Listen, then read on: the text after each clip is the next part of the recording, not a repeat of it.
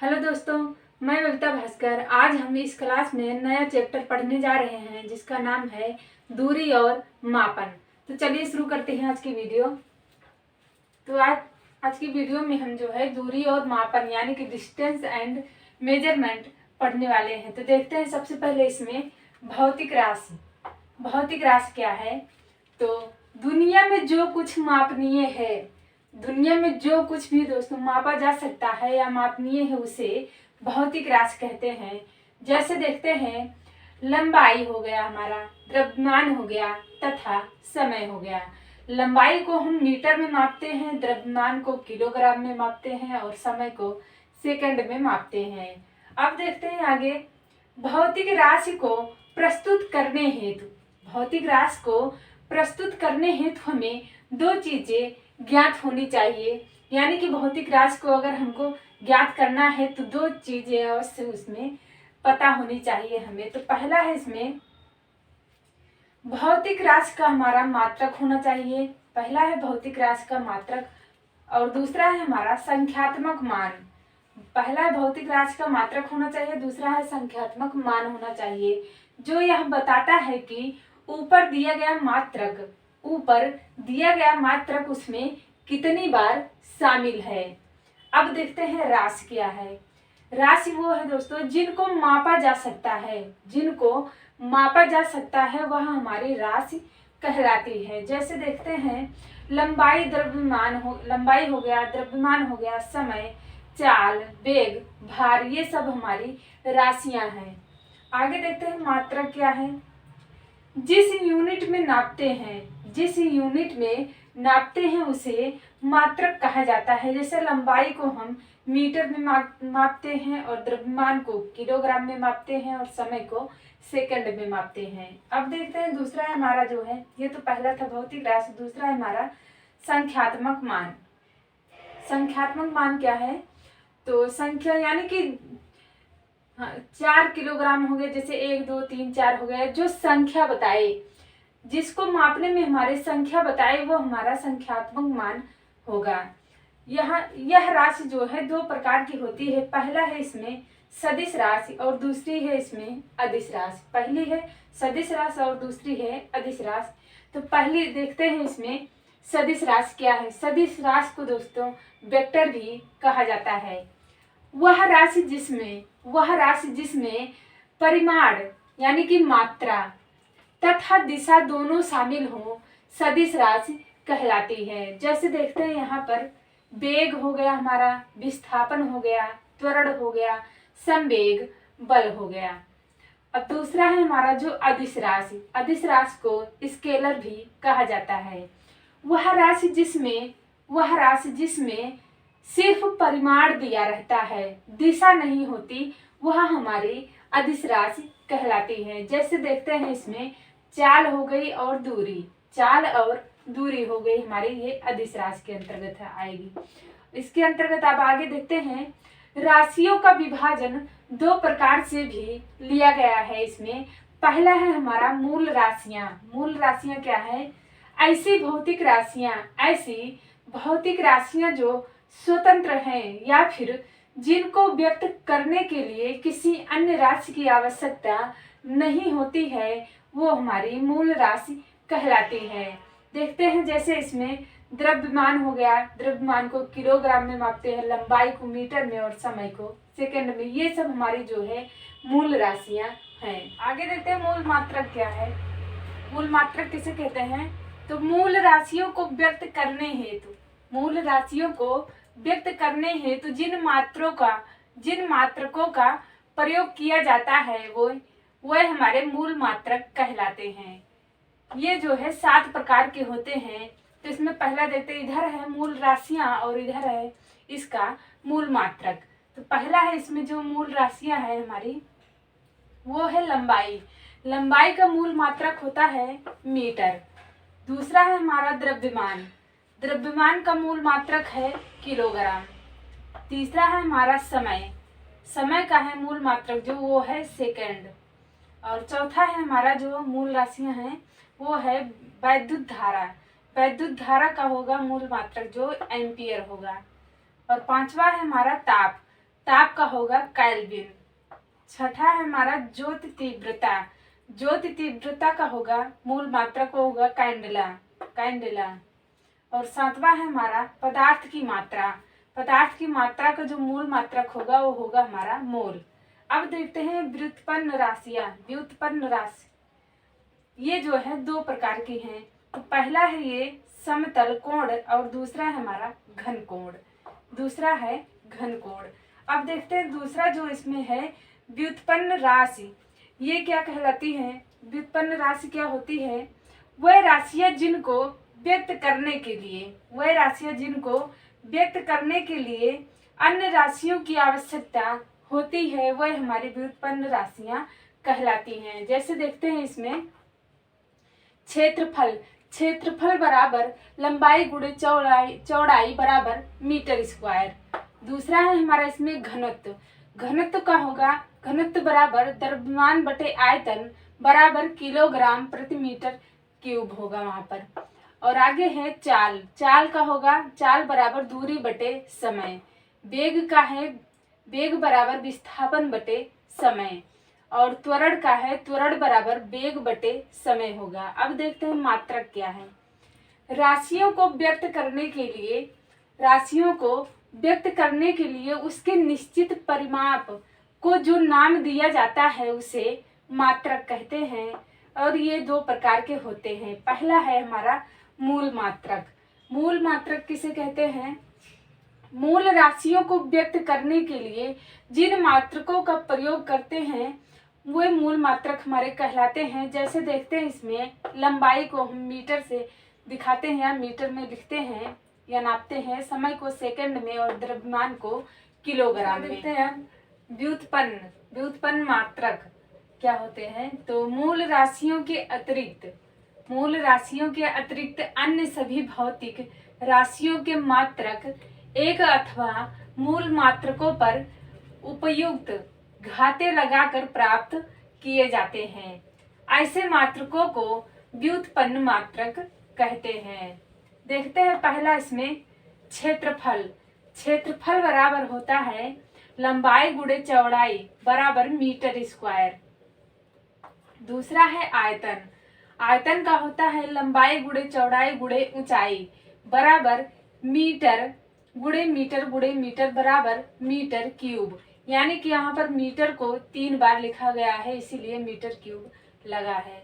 आगे है घनत्व का जो सूत्र होगा वो होगा द्रव्यमान बटे आयतन बराबर किलोग्राम प्रति मीटर क्यूब।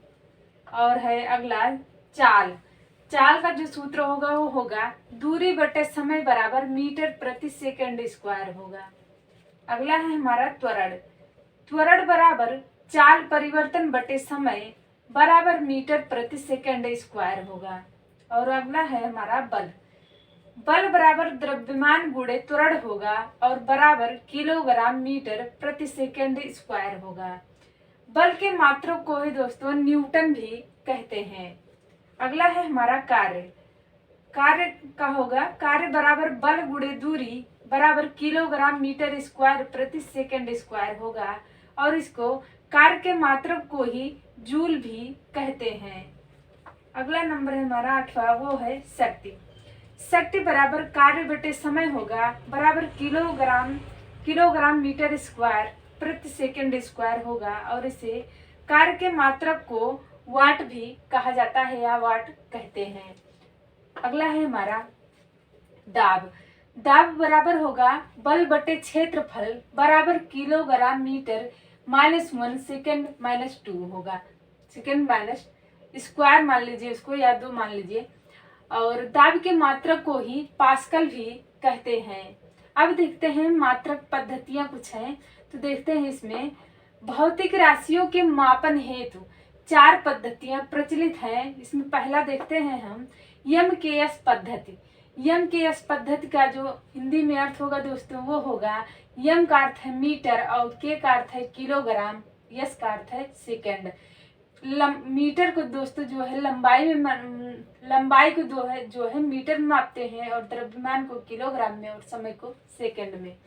इसको जो है मीटरी पद्धति भी कहते हैं। दूसरा है हमारा सीजीएस पद्धति। सीजीएस पद्धति इसका हिंदी में क्या है? सी का अर्थ है दोस्तों सेंटीमीटर और जी का अर्थ है ग्राम और यस का है सेकंड। तो लंबाई का जो होता है हमारा सेंटीमीटर होता है, द्रव्यमान का ग्राम और समय का सेकंड होता है। इसको दोस्तों फ्रेंच पद्धति भी कहा जाता है, फ्रेंच पद्धति भी कहते हैं। तीसरा है हमारा एफपीएस पद्धति। एफपीएस पद्धति, एफ का अर्थ है दोस्तों फुट और पी का अर्थ है पाउंड और यस का अर्थ है सेकंड। तो लंबाई को दोस्तों यहाँ पर हम फुट में मापते हैं, द्रव्यमान को पाउंड में और समय को सेकंड में। ये दोस्तों ब्रिटिश पद्धति भी इसको कहते हैं। एफपीएस पद्धति को जो है ब्रिटिश पद्धति भी कहते हैं या कहा जाता है। अगला है हमारा चौथा एसआई पद्धति। अंतरराष्ट्रीय पद्धति पूरी दुनिया में जो है मान्यता प्राप्त है। अंतरराष्ट्रीय पद्धति को जो है पूरी दुनिया में इसकी मान्यता प्राप्त है। आगे देखते हैं हम एसआई पद्धति। एसआई पद्धति के अनुसार international system of units SI पद्धति को कहते हैं और आधुनिक पद्धति भी इसी को कहते हैं। आगे देखते हैं 1961 में अंतरराष्ट्रीय माप तौल के महाधिवेशन में इसे स्वीकारा गया है। इस पद्धति में 7 मूल मात्रक तथा 2 पूरक मात्रक भी हैं। माप तौल का अंतरराष्ट्रीय कार्यालय जो है वो है सेवरेस में है, जो कि फ्रांस में है। आगे देखते हैं मापन की दार्शनिक पद्धति। मापन की दार्शनिक पद्धति के अनुसार देखते हैं इसमें विज्ञान में गणना की सुविधा के लिए लंबाई, द्रव्यमान व धारिता के मापन के लिए 10 गुने के अनुपात में मात्रकों की व्युत्पत्ति की गई है, जिसे मापन की दार्शनिक पद्धति कहा जाता है या कहते हैं। आगे देखते हैं दार्शनिक पद्धति के अनुसार गणना को सुविधा अनुसार 10 गुने की प्रणाली को ही दोस्तों दार्शनिक पद्धति कहा गया है। इसमें देखते हैं तो 1 किलोग्राम में जो होता है, 1 किलोग्राम में हमारा 10 गुणे 10 यानी कि 1 किलोग्राम में कितने डेका होता है? तो हमारा 100 डेका होता है। और 1 डेका में कितना होता है? 1 डेका में कितने किलोग्राम होता है? तो वो 1 डेका में कितने डेसीग्राम होता है दोस्तों? तो वो 100 डेसीग्राम होता है हमारा। और आगे है 1 किलोग्राम में कितने ग्राम होते हैं? तो वो हमारे 1000 ग्राम होते हैं, यानी कि 10 गुणे 10 गुणे 10। इनको अगर हम गुणा करेंगे तो हमारा 1000 जो है आ जाएगा। अब आगे देखते हैं 1 हेक्टो में कितने डेका होते हैं? तो वो हमारा 10 होता है। आगे है 1 डेका में कितने डेसी होते हैं? तो 100 डेसी होते हैं, यानी कि 10 के पावर 2 होता है, यानी कि 10 के घात 2। आगे है 1 डेसी में कितने डेका होते हैं? तो 1/100 डेका होते हैं। आगे है 1 हेक्टो में कितने सेंटीमीटर होते हैं? तो 10 की पावर 4 होते हैं। मान लीजिए यहाँ पर हेक्टो में कितने सेंटीमीटर पूछा गया है। मान लीजिए यहाँ पर हम हेक्टो से जो है ये हेक्टो में जो है सेंटीमीटर हमारा पूछा गया है। हेक्टो से अगर हम हेक्टो से डेका आएंगे, डेका से ग्राम, ग्राम से डेसीग्राम और डेसीग्राम से तब हम सेंटीग्राम पे पहुंच रहे हैं। तो जब हेक्टो से डेका में आएंगे तो हमारा 10 का गुणा होगा, फिर डेका से ग्राम में आएंगे तब 10 का गुणा होगा, फिर ग्राम से डेसी में आएंगे तब 10 का गुणा होगा, और 10 डेसी से जो है सेंटी में तब आएंगे तो हमारा 10 का गुणा होगा।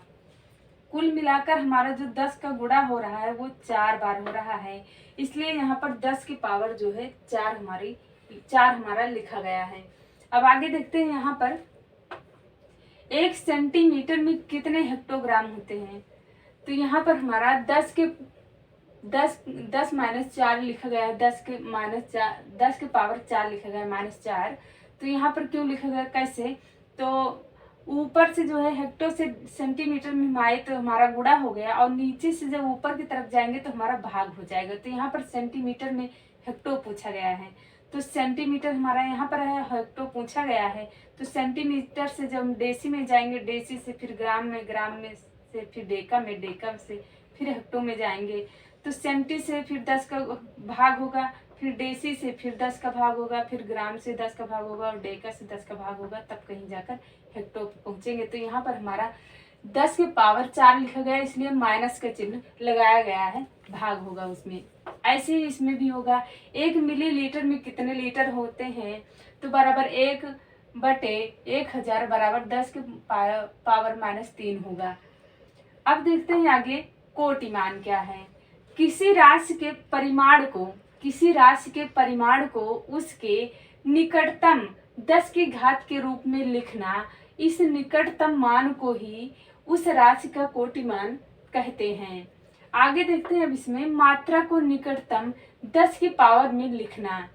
तो जैसे हमें 12 का जो है 10 की पावर में लिखना है हमें, तो यहाँ पर जब 12 का जो है 10 की पावर में बदलेंगे तो यहाँ पर 1.2 गुणे 10 हो जाएगा हमारा। 64 को अगर हम बदलेंगे तो यहाँ पर 64 बराबर 6.4 गुणे 10 हो जाएगा। 640 का अगर हम बदलेंगे तो 640 बराबर 6.40 गुणे 10 की पावर 2 हो जाएगा हमारा। यहाँ पर देखिए, हाँ यहाँ पर देखिए 4 अंकों की संख्या है। मान लीजिए इसको हमें बदलना है तो यहाँ पर होगा हमारा 6.403 गुणे 10 की पावर 3 या 10 की पावर क्यूब हो जाएगा हमारा।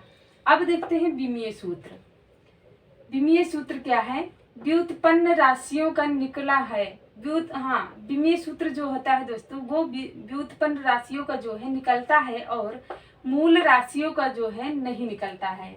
व्युत्पन्न राशियां जितनी होती हैं उनका विमीय सूत्र निकलता है और मूल राशियों का विमीय सूत्र नहीं निकलता है। यहाँ पर देखते हैं जैसे यम मतलब यम जो है, यम का द्रव्यमान हो गया, ये द्रव्यमान को जो है यम से लिखते हैं और यल से जो है लंबाई को और टी से जो है समय को। तो यहाँ पर जो सूत्र बना हमारा यम यल टी बना, यहाँ पर 0 लिखा गया है दोस्तों, यम यल टी सूत्र बना हमारा। तो आगे देखते हैं दोस्तों क्षेत्रफल का। तो क्षेत्रफल बराबर लंबाई गुणे चौड़ाई। यहाँ पर यम की पावर जो है 0 है और यल स्क्वायर टी की पावर जो है 0 है। यहाँ पर यम और टी का कोई जिक्र नहीं हुआ है दोस्तों, इसलिए यहाँ पर यल की पावर 0 है। लंबाई का भी मीटर होता है और चौड़ाई का भी मीटर होता है दोस्तों। तो मीटर गुणे मीटर यहाँ पर यल स्क्वायर हो जाएगा हमारा। और दूसरा है हमारा घनत्व। तो घनत्व बराबर होगा द्रव्यमान बटे आयतन। यहाँ पर बराबर होगा जो हमारा m1 यल माइनस यल की पावर -3 और t का कोई जिक्र नहीं हुआ है, इसलिए t का पावर जो है 0 हो जाएगा हमारा। तीसरा है हमारा चाल बराबर यानी कि दूरी बटे समय बराबर यल बटे टी बराबर m की पावर 0 यल1 और t -1 होगा। m का कोई जिक्र नहीं, इसलिए इसका पावर 0 बताया गया। आगे देखते हैं ताप परिवर्तन। ताप परिवर्तन का होगा दोस्तों सेल्सियस फारेनहाइट, सेल्सियस को S से जो है प्रदर्शित करते हैं, फारेनहाइट को F से और केल्विन को K से। अब देखते हैं सूत्र जो होता है इसका, तो वो होता है C बटे 5 और बराबर F माइनस 32/9 बराबर K माइनस 273/5। तो ये होता है इसका सूत्र जो है ताप परिवर्तन का। चाहे हमको सेल्सियस ज्ञात करना हो, चाहे फारेनहाइट ज्ञात करना हो, चाहे केल्विन ज्ञात करना हो दोस्तों, तो हमें इस सूत्र से जो है ज्ञात हो जाएगा। तो देखते हैं इसमें एक क्वेश्चन है ये, 20 अंश सेल्सियस में कितने फारेनहाइट होंगे दोस्तों। तो देखते हैं, तो ये सूत्र रखेंगे हम। तो C बटे 5 बराबर F माइनस 32/9 बराबर K माइनस 273/5। तो हमको जो है इसमें फारेनहाइट बताना है दोस्तों। तो केल्विन के सूत्र से तो कोई मतलब है नहीं, तो हम इतने ही सूत्र से सवाल हल करेंगे।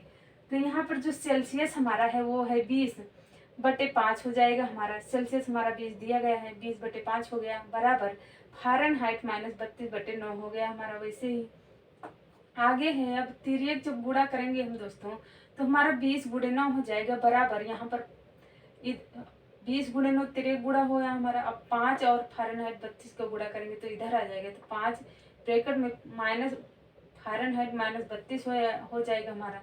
तो यहाँ पर 20 और 9 का गुणा करेंगे 180 आ जाएगा बराबर यहाँ पर 5 फ़ारेनहाइट माइनस 160 कैसे होगा, तो 5 का जब 32 से हम गुणा करेंगे दोस्तों तो हमारा 160 आ जाएगा। तो यहाँ पर इतना लिखो था 5 फ़ारेनहाइट माइनस 160 हो गया।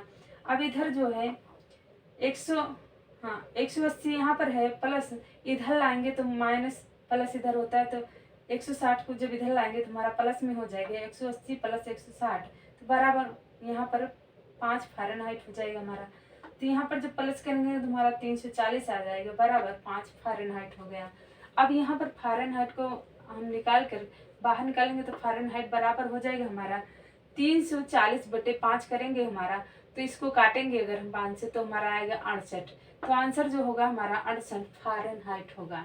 68 फ़ारेनहाइट आंसर होगा। दूसरा क्वेश्चन जो है हमारा वो है 100 अंश सेल्सियस में कितने केल्विन होंगे, कितने केल्विन होंगे। यहाँ पर केल्विन पूछा गया दोस्तों, तो यहाँ पर हम केल्विन का सूत्र रखेंगे। तो C/5 बराबर केल्विन माइनस 273/5। तो यहाँ से मान लीजिए दोस्तों 5 से हमारा 5 पहले ही कट गया, ये सूत्र हमारा 5 से 5 कट गया, तो हमारा बचा क्या, तो सेल्सियस बराबर केल्विन माइनस 273 बचा हमारा। सेल्सियस कितना दिया गया है 100 बराबर केल्विन माइनस 273 हो गया। अब जो सेल्सियस दिया गया हमारा 100, यहाँ पर 273 को इधर लाएंगे तो हमारा प्लस में हो जाएगा, तो बराबर के बाहर निकल गया, के बराबर हो गया हमारा, जब प्लस करेंगे दोनों तो 373 हो गया हमारा। तो जो 100 का सेल्सियस होगा दोस्तों वो आंसर होगा हमारा 273 केल्विन। 273 केल्विन आंसर हो गया अब हमारा इसका। आगे देखते हैं अब सामान्य मनुष्य का जो ताप होगा फ़ारेनहाइट में दोस्तों वो होगा हमारा 98.6 फ़ारेनहाइट में अगर पूछा जाएगा तो 98.6 फ़ारेनहाइट होगा। और वहीं सामान्य मनुष्य का ताप सेल्सियस में अगर पूछा जाएगा तो 37 अंश सेल्सियस होगा। और वहीं केल्विन में अगर पूछा जाएगा सामान्य मनुष्य का ताप तो 310 हो जाएगा, 310 केल्विन होगा। आगे देखते हैं अब पानी का हिमांक बराबर पानी का बर्फ में बनना कितने अंश सेल्सियस पर बनता है, तो 0 अंश सेल्सियस पर। और पानी का खौलना दोस्तों 100 अंश सेल्सियस पर होता है, 100 अंश सेल्सियस पर पानी हमारा खौलने लगता है। अब आगे देखते हैं दूरी। दूरी किसे कहते हैं, किसी वस्तु द्वारा तय की गई लंबाई को दूरी कहते हैं। इसका यसाई मात्रक जो होता है वो होता है मीटर। इसमें देखते हैं 1 किलोमीटर में 1 किलोमीटर बराबर 10 के पावर क्यूब मीटर होता है। और इसमें 1 मीटर में जो है 10 के घात 2 मीटर होता है। 1 डेसीमीटर में जो है 1 डेसीमीटर बराबर 10 माइनस 1 मीटर होता है, 10 के घात माइनस 1 मीटर होता है। 1 सेंटीमीटर बराबर 10 मिलीमीटर होता है। आगे देखते हैं दोस्तों 1 एंगस्ट्रॉम बराबर ए से इसे लिखा जाता है एंगस्ट्रॉम को, तो ए बराबर 10 के पावर माइनस 10 मीटर होता है। और 1 माइक्रोन म्यू बराबर 10 के पावर माइनस 6 मीटर होता है। और 1 फर्मी यानी कि एफ से लिखा जाता है, इसे एफ से प्रदर्शित करते हैं फर्मी को। 1 फर्मी बराबर 10 के पावर माइनस 15 मीटर होता है। और यहाँ पर देखते हैं 1 नैनोमीटर बराबर एम से इसे प्रदर्शित करते हैं। 1 नैनोमीटर बराबर 10 के पावर माइनस 9 मीटर होता है। और 1 प्रकाश वर्ष बराबर होता है हमारा 9.4 गुणे 10 के पावर 15 मीटर होता है। और वहीं 1 पारसेक अगर पूछे हम तो 1 पारसेक बराबर जो होता है हमारा 3.08 गुणे 1016 मीटर होता है।